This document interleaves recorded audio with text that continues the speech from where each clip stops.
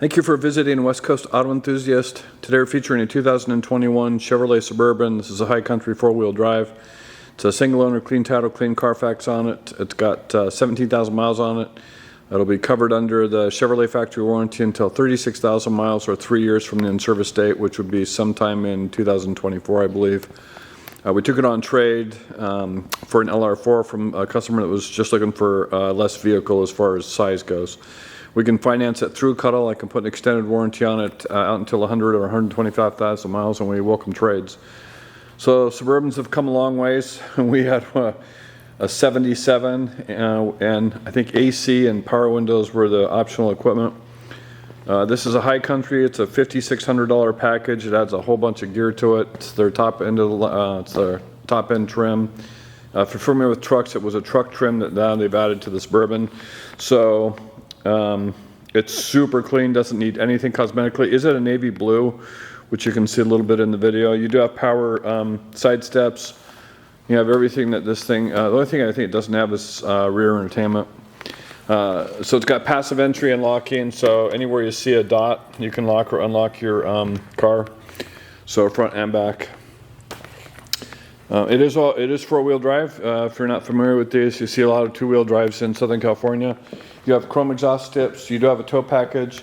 You have a backup camera, rear parking sensors, and power rear liftgate. Oh, do you know what? Hold on, let me show you. Let me show you a trick here.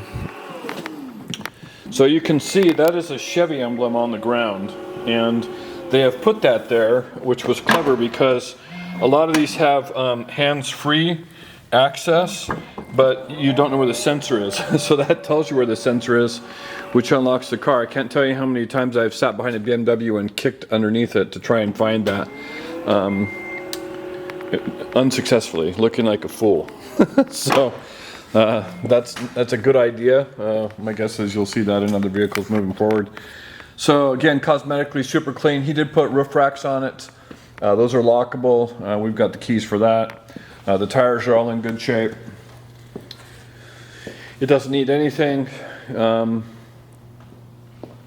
mean, cosmetically, it's super clean. So all the stuff you'd want: adaptive cruise, automatic high beams, blind spot, you know, lane change. I mean, just all the bells and whistles. You have heads-up display. Another cool option. They've really gotten smart about the back row seating. So there's your power side steps. So here's your trim. You do have both surround sound. You have premium stereo. Really nice leather seating surfaces. So one of the complaints has always been about SUVs has been the accessibility of the back. So this moves the seat back and forth. If you pull this, I mean, that's quick. That's super nice. And if you pull it again, it will pop up. There you can see the back seat is super clean, as you would expect. And then this just folds back up. And then this lever here slides it into back to a seating position. You'll also notice this is a cool, the center console, an optional piece of equipment on this car, that is power driven. So there's a, up on the top center console, there's a switch that will slide that back into the front or into the back. You do have dual climate controlled in the back with heated seats. So that's cool. You do have a panoramic sunroof. So again, your trim, super clean.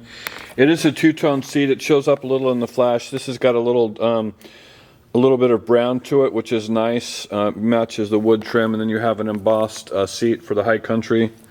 Again, that started as a truck trim. It's their top of the line option. This is your heads-up display control. This is your safety stuff. You have your transfer case and all-wheel drive, four-wheel drive here.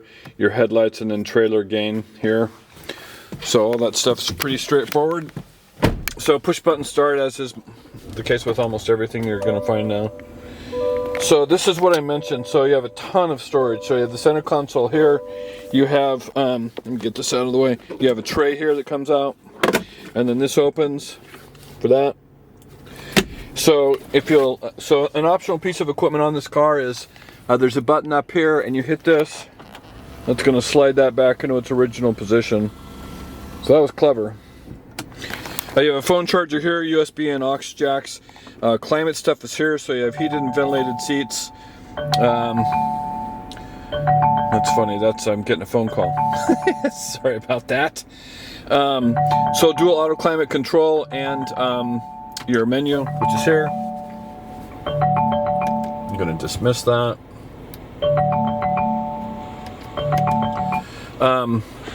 So you start here with your menu up here, and then this is touchscreen interface. Let me turn that off. That's your climate. So this just tells me that I missed a phone call. So you have Wi-Fi hotspot, you have navigation, you have Apple CarPlay, Android Auto. These dots down here just an indication you have 2 screens this way to go. So Android, Spotify, Amazon, Alexa, satellite radio, your climate, on-store services, apps, which allows you to add stuff like weather. It is a Wi-Fi hotspot also. I'm in a concrete building, so it's going to be hard for that stuff. Your trailering stuff, your camera stuff, you have tons of views. So on this, you can change this, and then you've got 2 settings on each of these. You can see the little dots that are illuminated. So that changes, and then each time you go to a screen, it's different. So that's nice. Another really interesting feature on this is it's hard to see now, but this entire display right now is a back view of what's behind the car. And so when you're driving down the freeway, that whole rear view is set up to show you the entire view behind your car, which if you watch it too closely, I get car sick. So that's also a setting, so you can turn it off, but it is nice to know what's behind you. Your audio stuff, I mean, everything else is pretty straightforward. It is a very responsive touchscreen. A lot of those are problematic because they tend to have a delay. So this is your onboard computer stuff. This changes your display information up here and how you activate it. Voice activation. Over here is your cruise stuff and your settings for safety. You do have a power tilt and telescoping wheel. Power folding mirrors, of course, on this, which is great for parking. Trying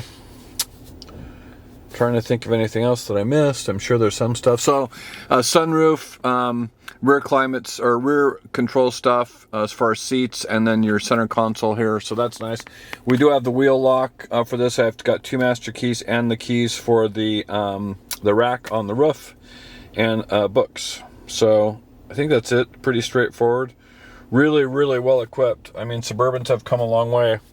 They're also $83,000, which is a far cry from where they were in the 70s when we had our first 2-wheel drive Suburban.